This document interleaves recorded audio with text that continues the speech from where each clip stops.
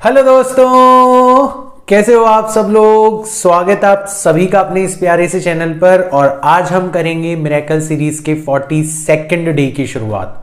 तो पिछले 41 दिनों के अंदर हमने सेकंड बुक पूरी खत्म कर ली है और फर्स्ट बुक के इनिशियल 6 चैप्टर्स जो हैं वो हमने खत्म कर लिए हैं। मतलब आज 6th चैप्टर का लास्ट वीडियो आ रहा है, ठीक है ना। तो अगर कोई फर्स्ट टाइम मेरे से जुड़ रहा है ना, तो वो ये जानना चाहेगा कि आखिर में मिरेकल सीरीज क्या बला है, ठीक है। तो मिरेकल सीरीज में हम लोग आपकी जो क्लास 12th की फिजिक्स है ना, उसका एंटायर सिलेबस खत्म कर रहे हैं 60 वीडियोस के अंदर। और कंप्लीट सिलेबस पूरा कर रहे हैं अपन। ऐसा नहीं है कि अपन न्यूमेरिकल्स कम करेंगे या फिर कोई टॉपिक्स में स्किप करवा दूंगा, ऐसा कुछ भी नहीं है। आपकी जो 12th क्लास की फिजिक्स है ना, वो सही मायने में केवल और केवल 60 दिनों की ही डेडिकेटेड मेहनत डिमांड करती है।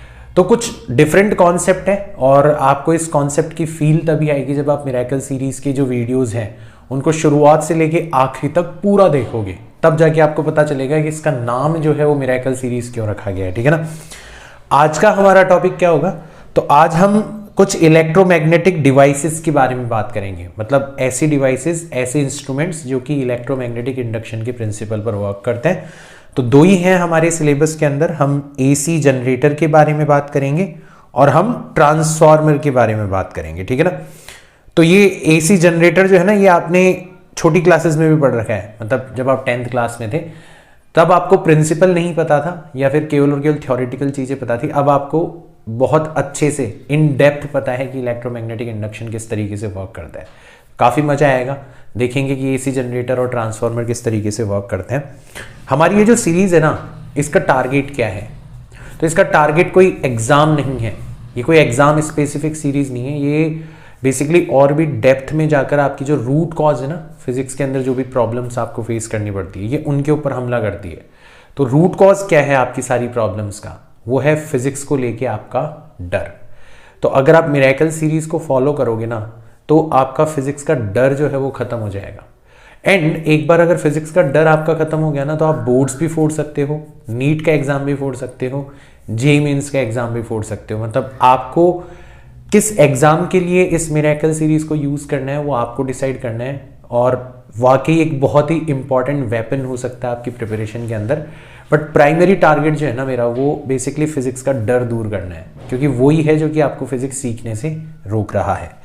तो शुरुआत करते हैं आज की वीडियो की यार हम लोग, है ना। तो यार सबसे पहले हम पढ़ेंगे एसी जनरेटर के बारे में। अब आपके दिमाग में सवाल आएगा कि यार ये एसी जनरेटर है क्या। AC stands for alternating current या ऑल्टरनेटिंग वोल्टेज सप्लाई। ऑल्टरनेटिंग का मतलब क्या होता है कि इसके अंदर करंट की डायरेक्शन कह लो या फिर वोल्टेज सप्लाई की पोलैरिटी कह लो, जो कि टाइम के हिसाब से ऑल्टरनेट साइकिल्स के अंदर चेंज होती रहती है। मतलब वो कुछ टाइम तक पॉजिटिव रहती है एंड फिर कुछ टाइम तक नेगेटिव हो जाती है। तो इसके तो बिहेवियर के बारे में अपना पूरा का पूरा एक अलग से चैप्टर है, जो नेक्स्ट चैप्टर है वहां पर पढ़ेंगे। बट फिलहाल के लिए जो एसी जनरेटर है ये क्या है। तो देखो, एसी जनरेटर नाम से कंफ्यूज मत हो जाना, ये कोई एनर्जी को जनरेट करने की डिवाइस नहीं है। ये बेसिकली एक फॉर्म ऑफ एनर्जी को एक दूसरी फॉर्म ऑफ एनर्जी में कन्वर्ट करने वाली डिवाइस है। तो हमारे पास में मैकेनिकल एनर्जी है ना, और हम उसको कन्वर्ट करना चाहते हैं हमारी इलेक्ट्रिकल एनर्जी के अंदर, और ये काम करेगा हमारा AC generator. So it is nothing but a device which converts mechanical energy into electrical energy. तो अगला सवाल ये आता है कि ये जो डिवाइस है एसी जनरेटर, ये किस प्रिंसिपल पर वर्क करती है। तो इसका प्रिंसिपल समझ लेते हैं अपन। तो ये जिस प्रिंसिपल के ऊपर वर्क करती है उसको अपने पूरे चैप्टर के अंदर अच्छे से समझा है। That is called electromagnetic induction. कैसे? When a coil rotates in a magnetic field, angle theta between area vector and magnetic field vector changes, hence magnetic flux changes, hence EMF is produce. तो कहानी बहुत ही straight forward है। हमारा जो magnetic flux होता है उसके अंदर 3 चीजें होती है, magnetic field B, area vector A and cos of theta, यानी कि उन दोनों वेक्टर्स के बीच का एंगल। तो अब हमारी मैग्नेटिक फील्ड कांस्टेंट है, कॉइल का जो एरिया है वो भी कांस्टेंट है। तो फ्लक्स किसके बेसिस पे चेंज हो रहा है? केवल और केवल एंगल थीटा के बेसिस पे चेंज हो रहा है। आप जब कॉइल को रोटेट करोगे ना, तो एरिया वेक्टर जो है मैग्नेटिक फील्ड के साथ जो एंगल बनाएगा वो आपको चेंज होता हुआ नजर आएगा एक कांस्टेंट रेट से। तो अगर आपका एंगल चेंज हो रहा है तो फ्लक्स चेंज होगा, और अगर आपका फ्लक्स चेंज हो रहा है तो according to Faraday's law of electromagnetic induction आपको एक ईएमएफ जो है वो इंड्यूस्ड होता हुआ नजर आएगा, और उसके कोरस्पॉन्डिंग आपको एक करंट फ्लो होते हुए नजर आएगी। और आप अभी देखोगे कि किस तरीके से वो करंट जो है वो ऑल्टरनेटली चेंज करेगी अपनी डायरेक्शन, या ईएमएफ जो होगा वो ऑल्टरनेटली चेंज करेगी अपना पोलैरिटी, राइट। तो ये इसका बहुत ही स्ट्रेट फॉरवर्ड सा प्रिंसिपल हो गया। यहां पर आपको ध्यान रखना है कि द ईएमएफ एंड करंट दस प्रोड्यूस्ड चेंज देयर पोलैरिटी और यू कैन से direction of current alternatively, hence this device is called AC. AC stands for alternating current generator. तो पूरी की पूरी कहानी अब आपको समझ में आ गई होगी कि इसका नाम एसी जनरेटर क्यों रखा गया है। अब थोड़ा सा इसके अंदर घुसते हैं, देखते हैं कि इसकी जो बेसिक वर्किंग है, इसका जो बेसिक कंस्ट्रक्शन है वो कैसे होता है, ठीक है ना। तो जैसे कि मैंने आपको बताया कि यहाँ पर दो स्ट्रॉन्ग मैग्नेट्स यूज करी जाती है, जिनकी वजह से ये जो बीच वाला हिस्सा है यहाँ पर एक कांस्टेंट मैग्नेटिक फील्ड क्या करी जा सके, प्रोड्यूस करी जा सके, है ना। तो हमने मैग्नेटिक फील्ड यहाँ पर प्रोड्यूस कर दी। फिर ये हमारी एक रेक्टेंगुलर कॉइल है ना। ये जो रेक्टेंगुलर कॉइल है इसके ऊपर क्या करा जाता है, मतलब बेसिकली इसको कैसे प्रिपेयर किया जाता है, इसमें कॉपर वायर यूज किया जाता है जिसको एक रेक्टेंगुलर फ्रेम के ऊपर वाउंड किया जाता है, लपेटा जाता है। That's how this coil is prepared, right. And इससे कनेक्टेड है हमारी स्लिप रिंग्स। तो ये स्लिप रिंग्स जो है वो बेसिकली एक्सटर्नल सर्किट से हमारी इस कॉइल को कनेक्ट करने का काम करती है थ्रू दीज कार्बन ब्रशेस। तो स्लिप रिंग्स जो है वो तो रोटेट होती है और उनसे कार्बन ब्रशेस जो है वो हमेशा टच रहती है, और इस वजह से फिर हमारा जो भी ईएमएफ प्रोड्यूस हो रहा है या जो भी करंट प्रोड्यूस हो रही है उसको आप अपने एक्सटर्नल लोड वाला जो सर्किट है, मतलब कोई भी चीज जहां पर आप इस जनरेटेड इलेक्ट्रिसिटी को यूज करना चाहते हो वहां पर भेज सकते हो, ठीक है ना। अब हम क्या करते हैं कि ये जो कॉइल है ना इसको इसके एक्सिस के ऊपर रोटेट करते हैं with a constant angular velocity. अब देखना कैसे पूरा का पूरा ईएमएफ आपको प्रोड्यूस होता हुआ नजर आएगा।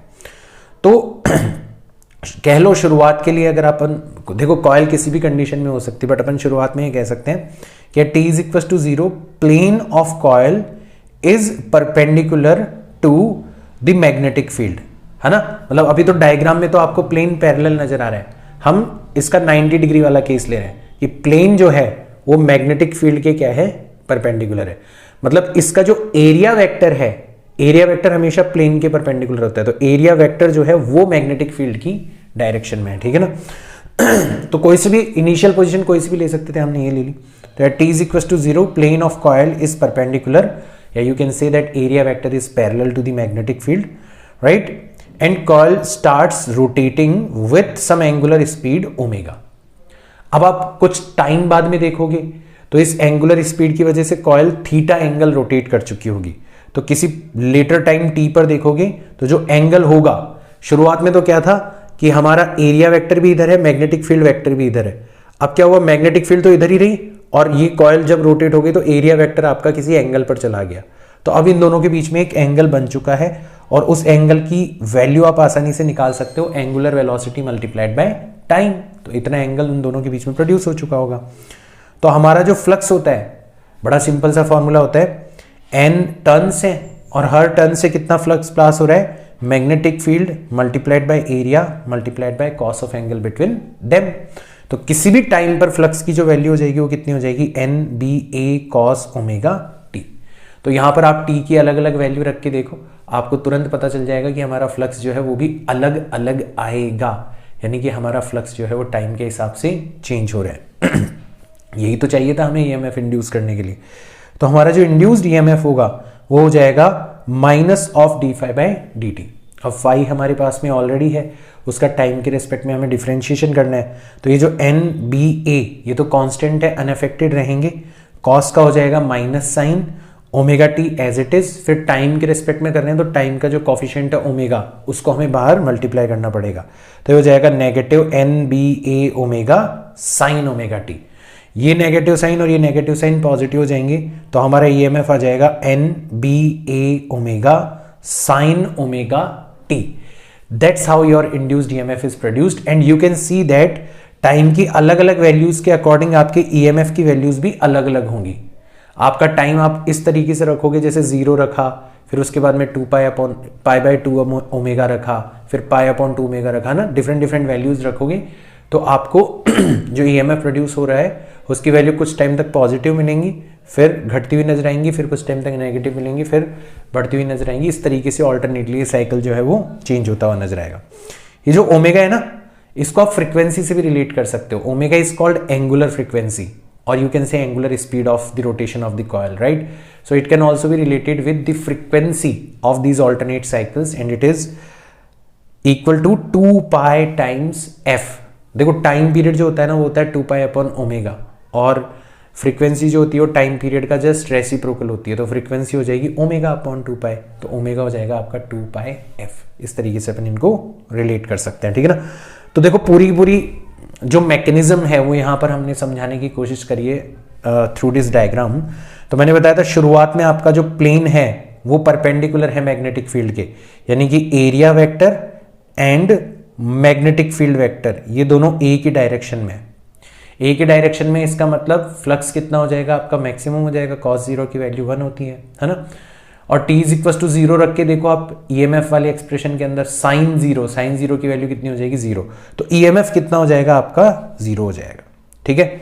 फिर t/4 का मतलब होता है हमारा, इस t/4 का मतलब होता है, t का मतलब होता है 2π/ω टाइम्स 4, तो 2 से 4 कैंसिल आउट हो जाएगा, π/2 ओमेगा। तो जो अपना EMF का एक्सप्रेशन था NBA omega sine omega t, तो इसके अंदर ये चीज रख के देखो टाइम की वैल्यू, तो आप देखोगे ओमेगा से ओमेगा कैंसिल हो जाएगा, अंदर एंगल बचेगा π/2, साइन π/2 की वैल्यू 1 होती है, तो आपके EMF की वैल्यू कितनी आ जाएगी, NBA ओमेगा, मतलब मैक्सिमम हो जाएगा आपका EMF। तो देखो बढ़ते आपका EMF क्या हो चुका है, मैक्सिमम हो चुका है, ठीक है? फिर सिमिलरली जब आप t/2 वैल्यू रखोगे तो ये 0 हो जाएगा, फिर उसके बाद में 3t/4 रखोगे तो ये अब नेगेटिव डायरेक्शन के अंदर आपको बढ़ता हुआ नजर आएगा। एंड आपको इस तरीके से ऑल्टरनेटली पॉजिटिव एंड नेगेटिव, फिर पॉजिटिव एंड नेगेटिव, इस तरीके से साइकिल्स मिलेंगे। यानी कि हमें जो EMF मिल रहा है वो कैसा EMF होगा, ऑल्टरनेटिंग EMF होगा। इसकी वजह से जो करंट फ्लो होगी वो कैसी करंट होगी, अपनी ऑल्टरनेटिंग करंट होगी। So this is the complete principle of AC generator, ठीक है? तो पूरी हर सिचुएशन जो है वो आपको यहां पर दिखा रखी है, कैसे एंगल जो है, अब देखो एरिया वेक्टर यहां आ गया और मैग्नेटिक फील्ड वेक्टर यहां पे रह गया, ठीक है? फिर एरिया वेक्टर इधर चला गया, मैग्नेटिक फील्ड वेक्टर इधर हो गया 180 डिग्री, फिर एरिया वेक्टर इधर आ गया, मैग्नेटिक फील्ड वेक्टर इधर आ गया, ठीक है? सो इस तरीके से पूरा का पूरा रोटेशन जो है वो आपको बताया गया। चलो और आगे चलते हैं, बात करते हैं अब ट्रांसफॉर्मर की। अगेन सवाल आपका पहला कि सर ट्रांसफॉर्मर होता क्या है? तो ट्रांसफॉर्मर एक ऐसी डिवाइस है which transforms incoming AC voltage to a lower और higher value and this device is called transformer. तो आपने जो यहां पर ये AC जनरेट करी है ना, आप इस AC को ट्रांसफॉर्मर का यूज करके हायर वैल्यूज पर भी ले जा सकते हो या फिर लोअर वैल्यूज पर भी ले जा सकते हो। देखो आपका जहां पर इलेक्ट्रिसिटी का जनरेशन होता है ना, जो पावर स्टेशंस होते हैं, वहां पर ये दोनों मेन डिवाइसेस होती है। वहां पर बहुत ही बड़े स्केल के ऊपर इलेक्ट्रिसिटी क्या करी जाती है, प्रोड्यूस करी जाती है।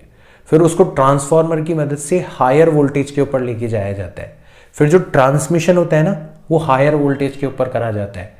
और आपको याद होगा मैंने करंट इलेक्ट्रिसिटी वाले चैप्टर के अंदर आपको कारण बताया था कि क्यों हम प्रीफर करते हैं कि इलेक्ट्रिसिटी का ट्रांसमिशन जो है वो हायर वोल्टेज के ऊपर हो। ये बहुत इंपॉर्टेंट चीज है, तो आप उस चैप्टर का वो वीडियो जरूर जाके देखना, पावर और जो हीट वाला वीडियो मैंने बनाया था, उसके अंदर आपको बिल्कुल प्रिसाइजली मैंने रीजन बताया कि क्यों हम ये चाहते हैं कि इलेक्ट्रिसिटी का जो ट्रांसमिशन है इलेक्ट्रिसिटी का, वो हमेशा हायर वोल्टेज के ऊपर ही हो, ठीक है? फिर जब सब स्टेशंस पर वो इलेक्ट्रिसिटी आती है, आपने ट्रांसमिट कर दिया, तो वहां पर वापस से उसको लोअर वोल्टेज के ऊपर लाया जाता है, तो अगेन ट्रांसफार्मर का यूज किया जाता है एंड देन फिर हमारे घरों के अंदर इसकी सप्लाई करी जाती है। So these two devices which we are like learning right now, these two devices are very much important in modern electricity production, right? So ये किस प्रिंसिपल के ऊपर वर्क करता है, तो ये भी आपको अच्छे से मैं बता देता हूँ। It is also based on the principle of electromagnetic induction. खासकर जो म्यूचुअल इंडक्शन के बारे में हमने पढ़ा था ना, ये उसी का एक कॉन्सिक्वेंस है। तो यहाँ पर आप क्या करते हो, दो कॉइल्स यूज करते हो, ये आपकी प्राइमरी कॉइल है और ये आपकी सेकेंडरी कॉइल है ना। और इनको या तो आप किसी एक ही कॉमन कोर के ऊपर वाउंड करते हो, या फिर आप हो सकता है सॉफ्ट आयरन की बनी हुई इस तरीके से रेक्टेंगुलर फ्रेम है और उसके एक तरफ आपने प्राइमरी कॉइल को लपेटा है और एक तरफ आपने सेकेंडरी कॉइल को लपेटा है। आपको डायग्राम से भी दिख गया होगा कि इन कॉइल्स के अंदर जो नंबर ऑफ टर्न्स हैं वो अलग अलग हो सकते हैं, एक में कम एक में ज्यादा, और इसी के बेसिस पे आप डिसाइड करते हो कि आपका ट्रांसफार्मर स्टेप अप ट्रांसफार्मर होगा या फिर स्टेप डाउन ट्रांसफार्मर होगा। दो तरीके के ट्रांसफार्मर हो सकते हैं। तो जैसा कि नाम से पता चल रहा है, स्टेप अप का मतलब क्या होता है, इसमें number of turns in secondary coil जो होते हैं it is greater than the primary coil. जो सेकेंडरी कॉइल के अंदर नंबर ऑफ टर्न्स है वो ज्यादा होता है प्राइमरी के कंपैरिजन में। तो सेकेंडरी के अक्रॉस जो ईएमएफ प्रोड्यूस होता है वो ज्यादा होता है प्राइमरी के कंपैरिजन में। स्टेप डाउन में क्या होगा, number of turns in secondary coil is lesser than the primary coil.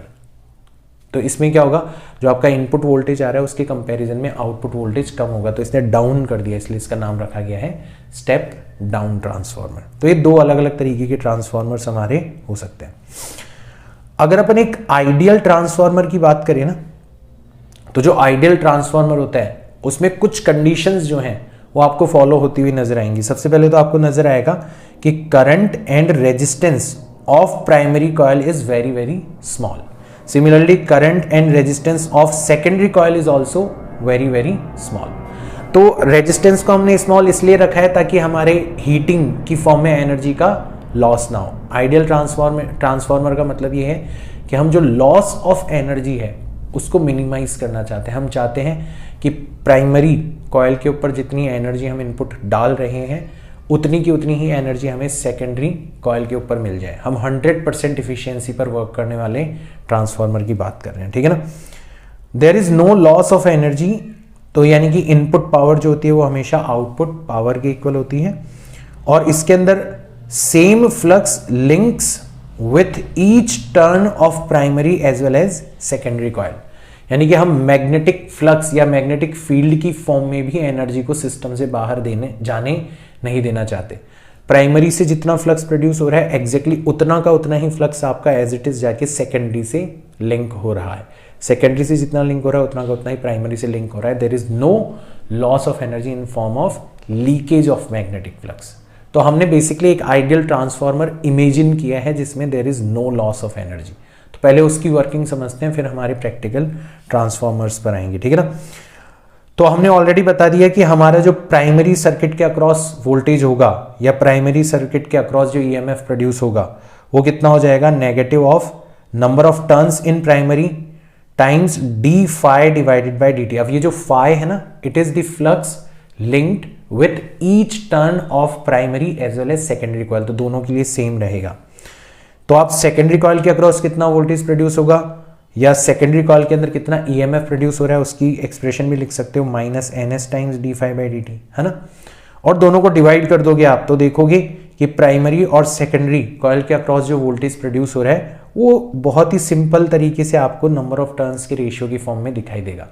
Number of turns जिसमें ज्यादा है उसका वोल्टेज भी ज्यादा होगा, नंबर ऑफ टर्न्स जिसमें कम है उसका वोल्टेज भी कम होगा। अगर प्राइमरी में नंबर ऑफ टर्न्स ज्यादा है, सेकेंडरी में नंबर ऑफ टर्न्स कम है, तो प्राइमरी का वोल्टेज ज्यादा होगा, सेकेंडरी का कम होगा। यानी कि प्राइमरी पर जो वोल्टेज आया था उसको आपने कम कर दिया सेकेंडरी पर जाते जाते, स्टेप डाउन ट्रांसफार्मर। और इसका उल्टा हुआ तो अगर प्राइमरी पर नंबर ऑफ टर्न्स कम है और सेकेंडरी पर नंबर ऑफ टर्न्स ज्यादा है तो प्राइमरी पर वोल्टेज भी कम होगा, किसके कंपैरिजन में, सेकेंडरी के कंपैरिजन में। तो प्राइमरी में कम वोल्टेज आया था, आपने सेकेंडरी पर ले जाते उसको ज्यादा कर दिया, इसका मतलब स्टेप अप ट्रांसफार्मर आपने बना दिया।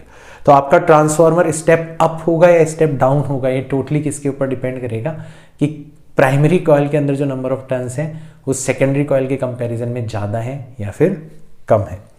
आपने बता ही दिया कि आप आइडियल ट्रांसफार्मर की बात कर रहे हो तो इनपुट और आउटपुट पावर जो है वो आपस में इक्वल होंगी, यानी कि IP टाइम्स VP जो है वो IS टाइम्स VS के इक्वल होगी।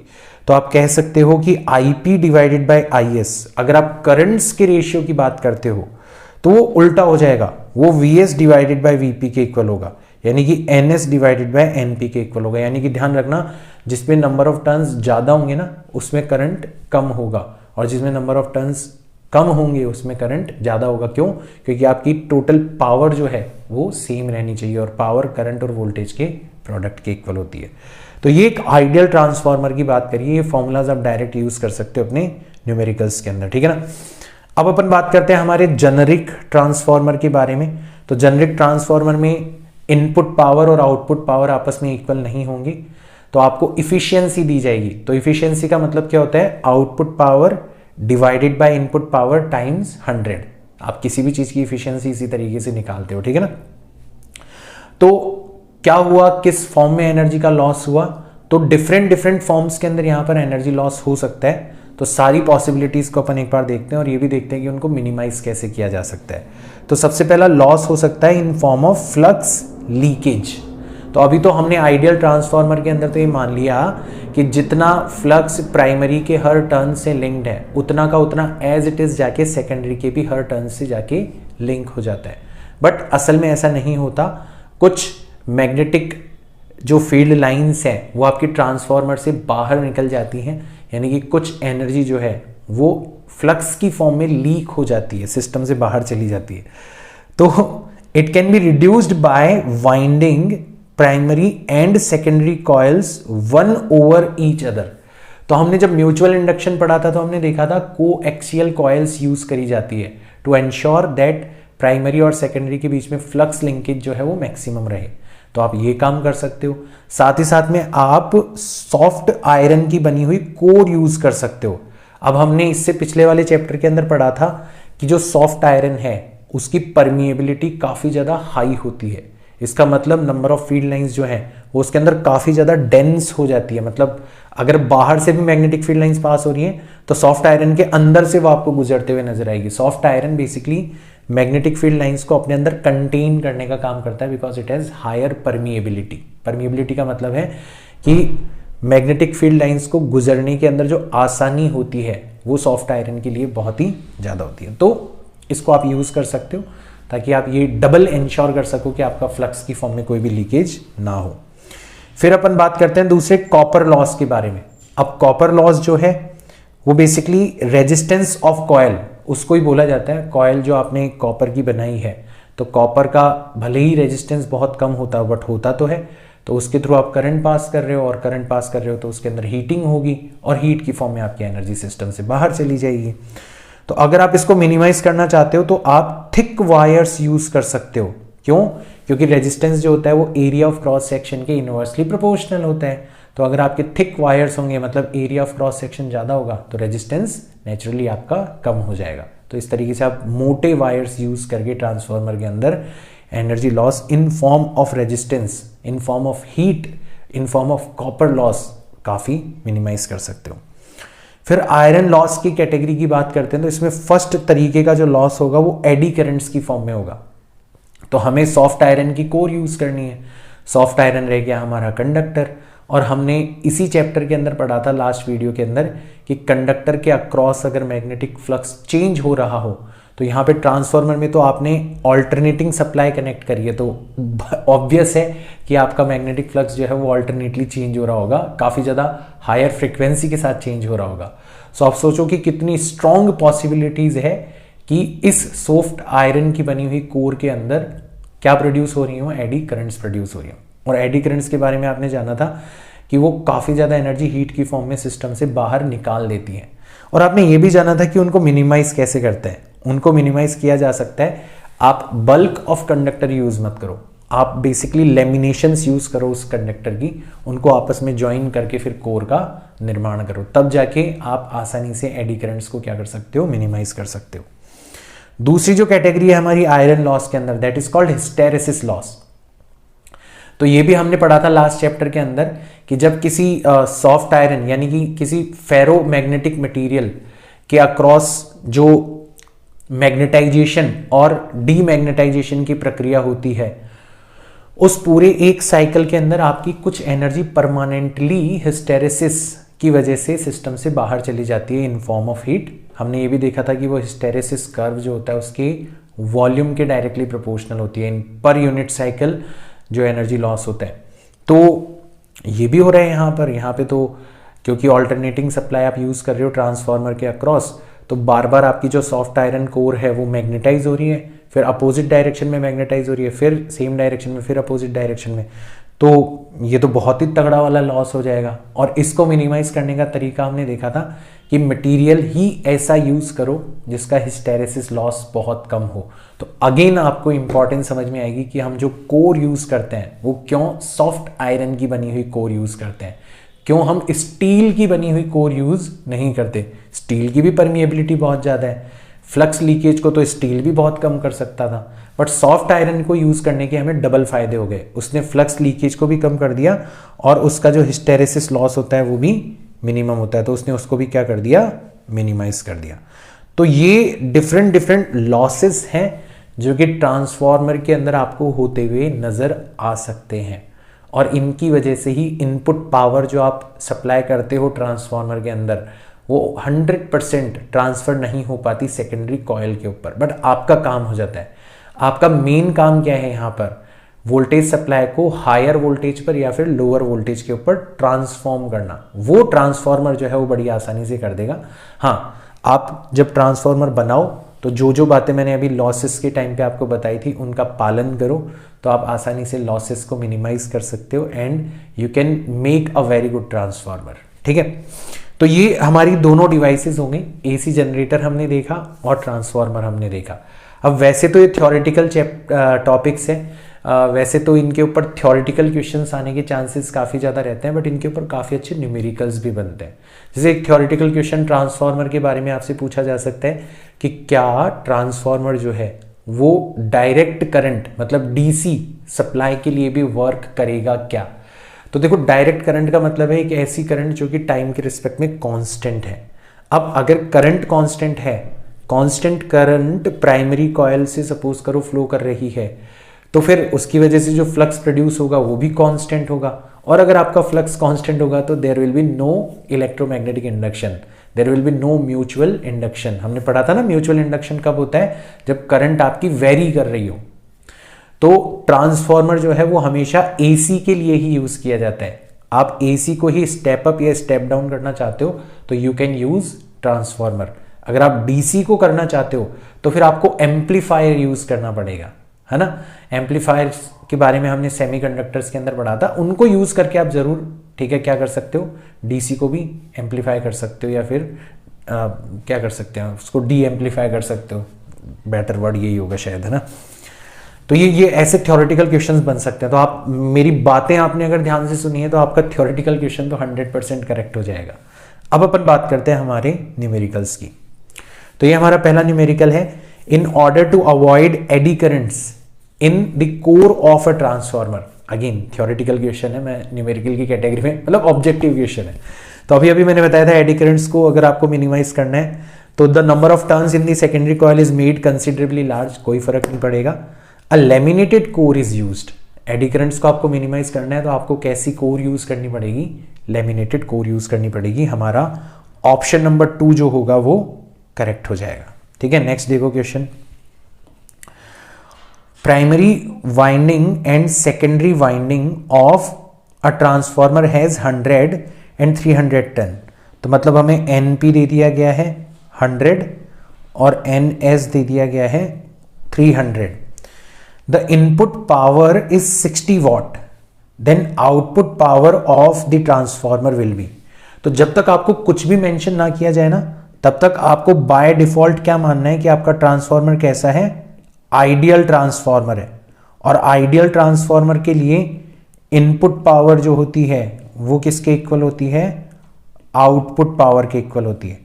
तो अगर हमारी इनपुट पावर 60 वॉट है तो हमारी आउटपुट पावर भी कितनी हो जानी चाहिए, 60 वॉट हो जानी चाहिए। Option number 3 is correct. Power के बारे में बात हो रही है, अगर वोल्टेज के बारे में बात होती तो हम फिर नंबर ऑफ टर्न्स के अकॉर्डिंग करते, तो बच्चे यहां पर कंफ्यूज हो जाते हैं। ठीक है, पावर हमेशा कांस्टेंट रहेगी for an ideal transformer. If the input voltage of transformer is 2500 volts and output current is 80 ampere, तो हमारा प्राइमरी वोल्टेज जो है वो तो 2500 वोल्ट्स दे रखा है एंड आउटपुट करंट मतलब IS जो है वो हमें दे रखा है 80 ampere. The ratio of number of turns in primary coil to that in secondary coil, मतलब हमें N P divided by N S दे रखा है, कितना 20 डिवाइडेड बाय 1। तो बताओ ये किस तरीके का ट्रांसफॉर्मर है। तो ये क्योंकि number of turns in primary coil ज़्यादा है सेकेंडरी के कंपैरिजन में, तो ये स्टेप डाउन ट्रांसफॉर्मर है ना। If efficiency of transformer is 100%, यानी कि हमारा ट्रांसफॉर्मर आइडियल ट्रांसफॉर्मर है, then the voltage in secondary coil is, मतलब हमें Vs जो है वो फाइंड आउट करना है। अब देखो हमारे पास में डायरेक्ट फॉर्मूला है Vp divided by Vs is equal to Np divided by Ns। तो हमारा Vs जो होगा वो हो जाएगा Vp times Ns divided by Np। Vp हमें कितना दे रखा है 2500, Ns डिवाइडेड बाय Np कितना दे रखा है हमें 1 डिवाइडेड बाय 20। इतने वोल्ट्स जो है वो हमारा वोल्टेज हो जाएगा अक्रॉस द सेकेंडरी के अक्रॉस जो हमारा वोल्टेज होगा। तो हमारा आंसर आना चाहिए 2500 डिवाइडेड बाय 20। तो ऑप्शन नंबर 1 हमारा करेक्ट हो जाएगा। इसको सॉल्व भी कर सकते थे, पता नहीं क्यों नहीं किया। Option number 1 is correct. Step up transformer has turn ratio 10 divided by 1, यानी कि Np डिवाइडेड बाय Ns जो है वो हमें दे रखा है 10 divided by 1। A cell of EMF 2 volts is fed to the primary. अब देखो यहां पर बात करी जा रही है सेल ऑफ EMF 2 volts, मतलब ये कैसी सप्लाई है। सेल का मतलब होता है DC सप्लाई, है ना। तो मैंने आपको बताया था कि DC के लिए there will be no mutual induction, right. और अगर कोई म्यूचुअल इंडक्शन ही नहीं है तो no output voltage, there will be no output voltage, there will be no induction as there will be no output voltage, यानी कि हमारा आउटपुट वोल्टेज कितना होना चाहिए 0 होना चाहिए। अब देखो कितना छोटा सा क्वेश्चन है, लेकिन इस क्वेश्चन के अंदर बहुत सारे बच्चे गलती करेंगे, बहुत सारे, वो ध्यान ही नहीं देंगे। सर ने इतना अच्छे से आपको बताया है कि डीसी के लिए ट्रांसफॉर्मर वर्क नहीं करता। हाँ, आपको अगर ये नहीं पता कि सेल ऑफ ईएमएफ 2 वोल्ट इसका मतलब एसी है या डीसी है, तो अब आप उसको थोड़ा सा तय कर लो। जब भी सेल के बारे में बात करी जाती है, बैटरी के बारे में बात करी जाती है, तो नॉर्मली वो हमारा डायरेक्ट ईएमएफ होता है, डायरेक्ट करंट वाला ईएमएफ होता है, ठीक है ना। तो ये चीज आपको ध्यान में रखनी है। The primary and secondary coils of a transformer have 50 and 1500 turns. तो एनपी हमें दे रखा है 50 और एनएस हमें दे रखा है 1500। If the magnetic flux phi linked with the primary coil is given by phi is equals to phi naught plus 4 times t, where phi is in Weber, t is time in seconds, phi naught is a constant, the output voltage across the secondary coil is, ठीक है। तो देखो हमें primary coil के across flux दे रखा है, तो हमारा प्राइमरी कॉइल के अक्रॉस जो ईएमएफ प्रोड्यूस होगा उसका मैग्नीट्यूड कितना हो जाएगा d phi divided by d t. तो इसका डिफरेंशिएशन करेंगे, फाई नॉट तो कांस्टेंट है, प्लस 4t का डिफरेंशिएशन करोगे तो ये आ जाएगा 4 वोल्ट्स। और हमें पता है कि E S divided by E P जो होता है वो किसके इक्वल होता है N S divided by N P. तो यहाँ से ई एस की वैल्यू आ जाएगी हमारे पास में N S divided by N P times E P. तो एन एस कितना दे रखा है हमें 1500, एनपी हमें कितना दे रखा है 50 और ईपी हमारा कितना निकाला है हमने अभी 4 वोल्ट निकाला है। तो ये हो जाएगा 30 एंड 30 इंटू 4 करोगे तो 120 वोल्ट हमारा आंसर आ जाएगा। Option number 3 is correct. बहुत आसान क्वेश्चन, घुमा रहे हैं बस केवल और केवल क्वेश्चन के अंदर। कंसेप्चुअली अगर स्ट्रांग हो तो बहुत हलवा क्वेश्चन है आपके लिए। नेक्स्ट क्वेश्चन देखो। A transformer is use to light a 100 watt 110 volt lamp from a 220 volt mains, ठीक है, बहुत अच्छी बात है। If the main current is 0.5 ampere the efficiency of the transformer is approximately. अब देखो यहां पे खुद ही बता दिया गया है कि transformer is use to light 100 watt and 110 volt lamp from a 220 volt main supply. तो हमारी जो प्राइमरी कॉइल के ऊपर सप्लाई आ रही है वो कितनी आ रही है, मतलब वीपी कितना दिया हुआ है हमें, तो मेंस सप्लाई हमें दे रखी है 220 वोल्ट, और बल्ब के ऊपर कितनी जानी चाहिए, मतलब हमें जो आउटपुट सप्लाई चाहिए वो कितनी जानी चाहिए, 110 वोल्ट जानी चाहिए। हमारी जो आउटपुट पावर है वो कितनी दे रखी है हमें, 100 वॉट दे रखी है ना, बल्ब के ऊपर जो पावर कंजम्पशन हो रहा है। और मेन करंट यानी कि आईपी जो है वो हमें कितना दे रखा है, 0.5 एम्पियर दे रखा है। तो हमारी जो इनपुट पावर है वो कितनी हो जाएगी, वो हो जाएगी वीपी मल्टीप्लाइड बाय आईपी, यानी कि 220 मल्टीप्लाइड बाय 0.5 यानी कि 110 वोल्ट। तो आपको क्लियरली दिख गया होगा कि हमारा इनपुट पावर जो है वो आउटपुट पावर के इक्वल नहीं है, मतलब ये आइडियल ट्रांसफार्मर नहीं है, मतलब इसकी इफिशियंसी 100% नहीं है। कितनी होती है इफिशियंसी, तो इफिशियंसी की वैल्यू जो होती है वो हम कैसे निकालते थे, इफिशियंसी की वैल्यू हम निकालते थे जैसे हम बाकी सारी चीजों की इफिशियंसी निकालते हैं वैसे निकालेंगे, output power divided by input power times 100। तो हमारी आउटपुट पावर 100 है, इनपुट पावर 110 वोल्ट है, और इसको हमें 100 से फर्दर मल्टीप्लाई करना है। तो आप जब इसको करोगे सॉल्व तो देखो 0 से 0 कैंसिल आउट हो जाएगा, अल्टीमेटली बचेगा 1000 डिवाइडेड बाय 11, तो ये 9 टाइम्स चले जाएगा, 99 बचेगा 1, ठीक है। तो लगभग 90 पॉइंट समथिंग यानी कि लगभग 90% हमारी इफिशियंसी हो जाएगी। ऑप्शन नंबर 4 हमारा करेक्ट हो जाएगा। कैलकुलेट तो आप कर ही सकते हो, ठीक है। A transformer having efficiency 90% is working on 200 volt and 3 kilowatt power supply. If the current in the secondary coil is 6 ampere, the voltage across the secondary coil and the current in primary coil respectively is। तो ये एक बहुत ही प्यारा question हो गया जिससे मैं again पूरा का पूरा ट्रांसफार्मर जो है वो आपको रिवाइज करवाने की कोशिश करूंगा। तो आपको यहां पर क्या दे रखा है, आपको ऐसा बोल रखा है कि हमारी इफिशियंसी 90% है, मतलब हमारी आउटपुट पावर और इनपुट पावर जो है उसका रेशियो कितना है, 90 डिवाइडेड बाय 100, इक्वल नहीं है, ठीक है। यानी कि हमारी Vs times Is divided by Vp times Ip, इन दोनों का जो रेशियो है वो 90 डिवाइडेड बाय 100 है। पहली इंफॉर्मेशन हमें ये दे रखी है। अब इस वर्किंग ऑन 200 वोल्ट, तो हमें Vp दे रखा है कि 200 वोल्ट पर हमारा ट्रांसफार्मर वर्क कर रहा है, एंड 3 किलोवाट पावर सप्लाई, मतलब इनपुट पावर हमें दे रखी है 3 किलो यानी कि 10⁻³ वॉट, इतनी पावर सप्लाई दे रखी है। If the current in the secondary coil Is हमें दे रखा है कितना, 6 एम्पियर, तो हमें voltage across the secondary coil निकालना है and the current in the primary coil निकालना है। तो अब हमारे पास में देखो सारे इंग्रेडिएंट्स जो है वो आ चुके हैं।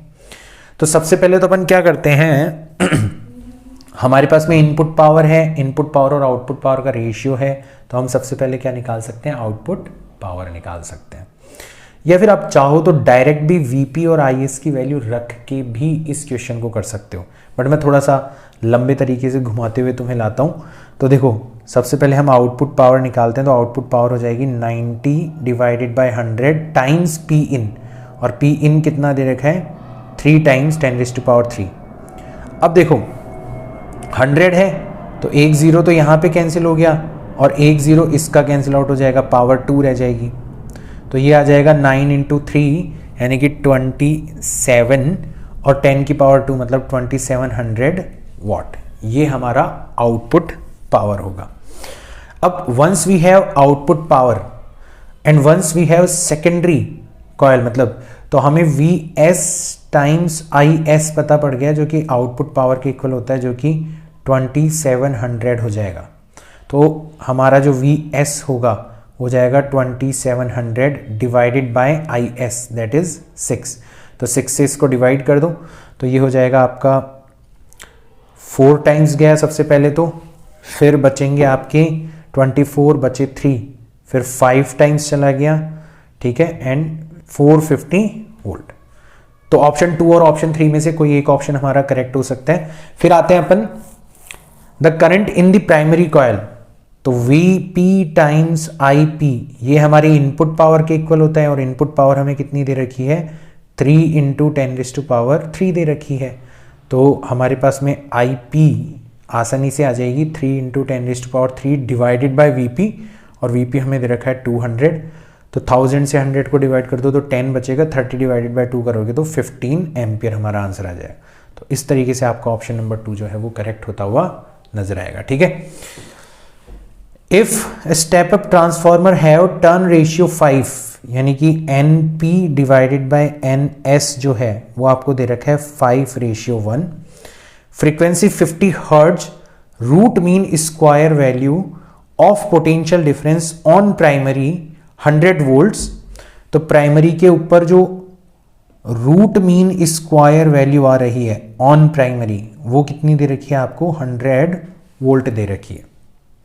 The resistance of the secondary winding is 500, तो resistance of secondary winding is 500 Om.